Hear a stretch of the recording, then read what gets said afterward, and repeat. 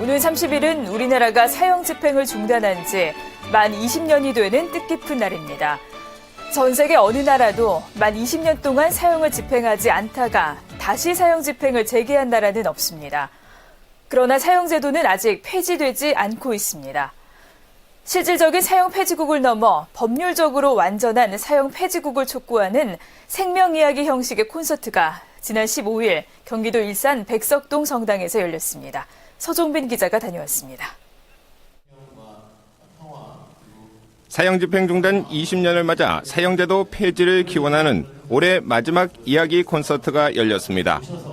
주님 성탄 대축일을 앞두고 강추위에도 불구하고 성당을 찾은 신자들은 따뜻한 생명의 기운을 느끼며 인간 사랑과 생명 존중을 기도하고 다짐했습니다.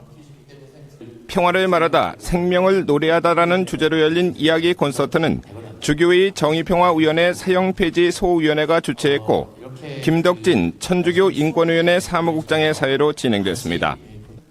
금태섭 더불어민주당 국회의원과 15년째 사형수를 교화하고 있는 공지영 작가가 토론자로 나섰고 가수 백자와 이상은이 생명과 평화를 노래했습니다. 또 성가소비녀회 의정부 관구 수녀들이 합창으로 생명을 주신 주님을 찬양했습니다.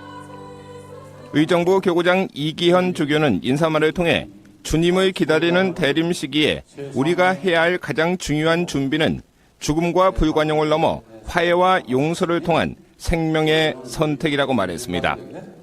이성으로 합의된 법률에 근거한 공권력이라도 한 사람의 생명을 결정할 권리는 없습니다. 법의 이름으로 그 누구의 생명도 제거할 수 없으며 심지어 살인조차도 개인적인 존엄성을 상실해서는 안 된다, 이렇게 강조하셨습니다.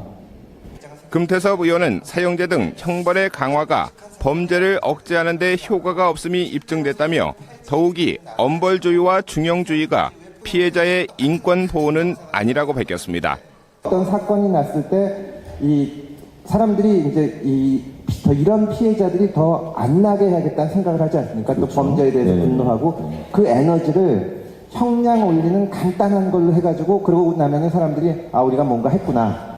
실제로 세 차례의 법 개정을 통해서 아동 성폭력범에 대한 처벌을 살인 사건보다 훨씬 무겁게 했지만 아동 성폭력범이 얼마나 줄었는지 조사도 하지 않고 아무도 모르는 실정입니다. 강력 사건이 발생할 때마다 변화하는 국민들의 법 감정에 따라 사형제를 유지해야 한다는 일부 주장에 대한 강한 반론도 제기됐습니다.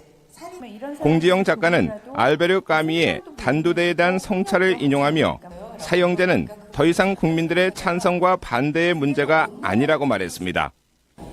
이제 인정하자. 그러니까 사형제는 폭력적이고 물리적인 복수의 수단이라는 것을 인정하자라고 이야기하고 더 이상 인류가 예를 들면 물리적인 수단으로 사람을 체벌하지 않는 것.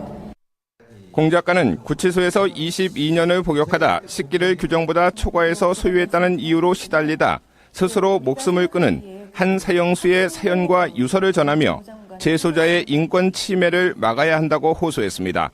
구치소장에게 보낸 게 첫 번째 유서였어요.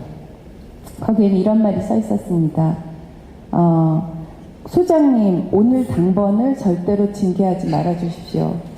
저 교도관은 들어온 지 1년밖에 안 된 신참이기 때문에 22년 동안 여기서 이 구치소의 맹점을 아는 저를 막을 수가 없을 겁니다. 사형제도 집행이 멈추었다고 만족하며 과연 이 법을 계속 유지해야 할까요?